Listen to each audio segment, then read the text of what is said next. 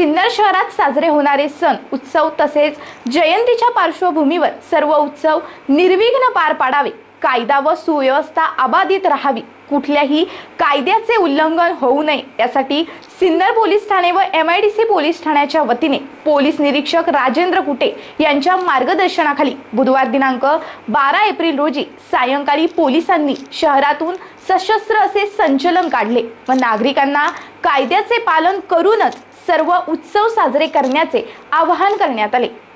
होऊ घातलेल्या 14 April doctor Babasaheb Ambedkar यांची जयंती, रमजान ईद सणाच्या पार्श्वभूमीवर सिन्नर तालुक्यात सामाजिक एकोपा राहावा, सर्व सण उत्सव निर्विघ्न पार पडावे,